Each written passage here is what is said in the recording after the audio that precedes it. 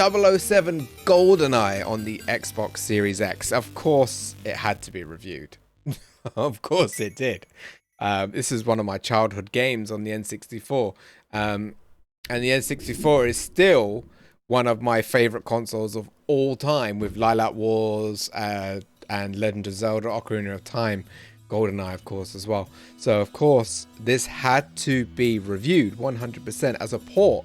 Not really as a full breakdown review, just whether or not Rare should have even bothered. I do have notes. I've definitely got some notes written down itself. And I'm not going to use my template, because my template goes through a very thorough breakdown of a game, and that's not what we're doing.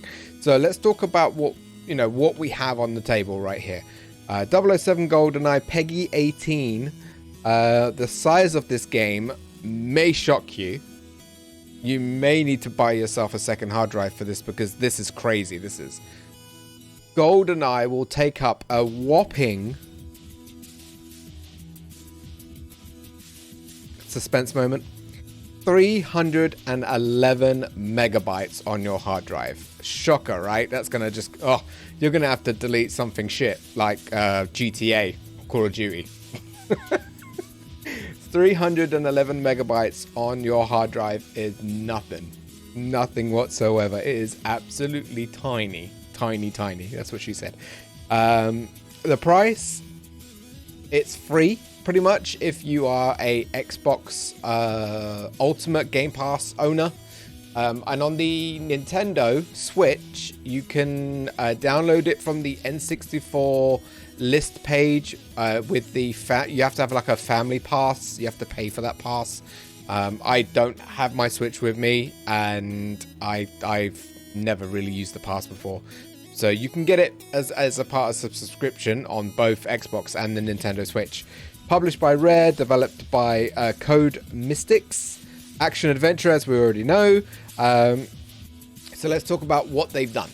So what have they done to pretty much port it over and to make it playable on console?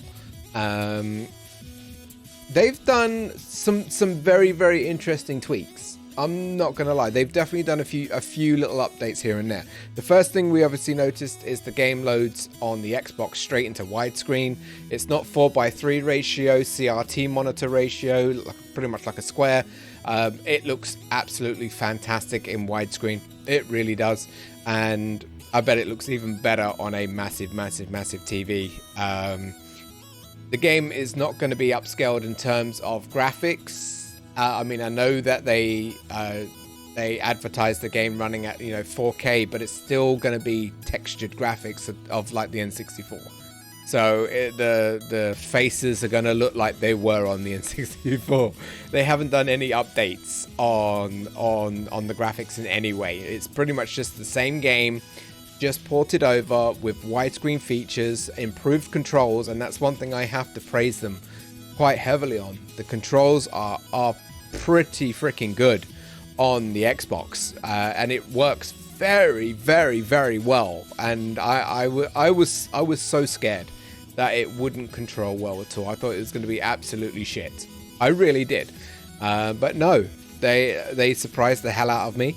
And it controls extremely well. You can customize some of the controls still, but I didn't need to.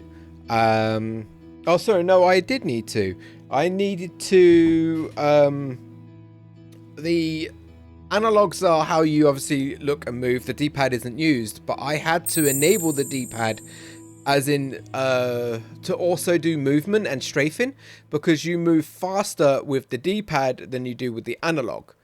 And on one of the missions that we had to do, because I was aiming for all achievements on all difficulties, with all cheats as well. I wanted to unlock everything. I'm a bit of an achievement dash challenge dash punished whore. I want all of it. So I enabled the D-pad to be the same as the joystick, and it allowed me to move a hell of a lot faster, and we was able to get the speed run done, which I wouldn't have been able to do. I tried doing it with the joystick and I just could not get that speed at all. Only the D-pad could give it to me, which is really, really, really weird. So improved resolution, 4K Ultra HD is what they push out. Native 16:9 ratio, we've already talked about. And updated controller options for dual analog, again, we've talked about. Achievements, there are 55 on the Xbox, and we managed to clear 51 out of 55. But 2 are bugged. I have done it, but they won't pop, and I'll show you in a minute. I'll actually switch screen and I'll show you evidence of this. But I think the big kicker is the fact that the Switch get online multiplayer and the Xbox do not. I think that is a massive mistake. If I'm gonna be completely honest, I think that is a massive mistake. If GoldenEye 007 had online multiplayer on the Xbox, I could promise you more than triple the amount of players will be playing it. 3 times as many, easy. Why do I say that? Because I know I wouldn't have sat through and played the whole game on my own after I completed it. I would have sat down with my friend Muzi, Willy, Panda, and we would have been running around shooting at each other in online co-op. I don't get why they couldn't have done peer-to-peer networking connections for multiplayer, so I could be the host while the others are connecting to my system. I think it's a massive missed opportunity. Big time. Big time.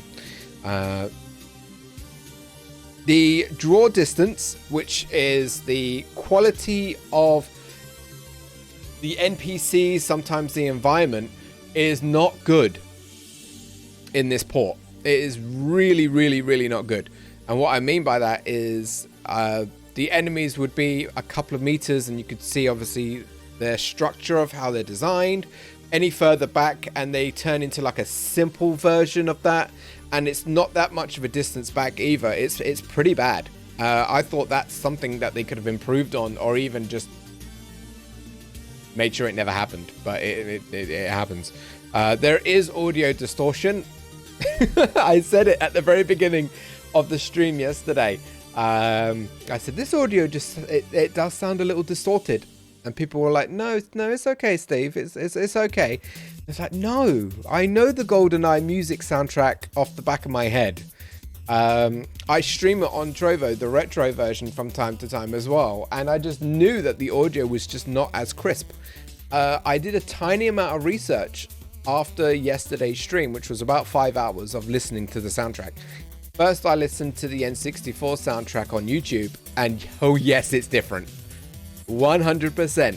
I done a little bit more research, and it does confirm that the soundtrack was recorded through a computer to gather the audio data, and obviously with the port over, it got reworked, and it sounds a little different with a tiny bit of distortion on Xbox. And I noticed that because of the headset that I'm using. I don't think that's going to be something they're going to patch. I don't. I really don't. I think that's the music now that we have to just get used to. And if you just want the classic version of the N64 GoldenEye soundtrack, you can only just listen to it through YouTube, I'm guessing. There were a few bits of slow-mo dash frame drops within the game itself. I don't know what's causing that. I'm not going to sugarcoat it. I really don't know. As I'd move around the level, as I turn, sometimes it turns really slowly, and I don't know if that is something that they can patch, or I don't know if that's something that's just, it's in the game, that's the way it is. But with the evidence, because I'd rather just show you guys 100%. As you can see down below here, we have got the 007 on our profile. I've muted the audio, by the way, from the music, so you don't have the song that's going on in the background and the game. If we go to select mission, we can see that all 3 are done. 007 at the bottom is a customized mode. You won't get a tick on that one. And as you can see, we've done every single level, going all the way through. And we did this, by the way, in 5, 6, 7, around about 8 hours. We did it all. You see all the way down, done, and done. So with all that done, the achievements here where it says complete the GoldenEye story on agent difficulty and complete the GoldenEye story on secret agent difficulty. That's up to this point here. Cradle, agent, and secret agent. We did it on 00 agent right off the bat because I'm a glutton for punishment apparently. And these two didn't pop automatically, so I replayed agent again and secret agent again, and it still isn't popping those two last achievements. It's still keeping these two locked. I believe that could just be get all achievements, and that's score 100 kills in multiplayer matches, and that means I need to play couch co-op either on my own, killing idle players, or find friends. That's not gonna happen. Again, multiplayer would have been nice. But yeah, 51 out of 55. The cheats as well to show you that I've done them all. There they all are. Every single one of them. Every single one of them all completely done. So yeah. Now it boils down to, would I recommend you guys downloading this, and would I recommend you guys putting the time into it? And what would I review it? What scoring and yada yada yada. And it's quite simple. Actually, I can't find a way of struggling around this. If you have Game Pass, if you know of GoldenEye, or if you've had that buzz to play it on the N64, you need to play it on the Xbox and the Switch again. You need to. 100%.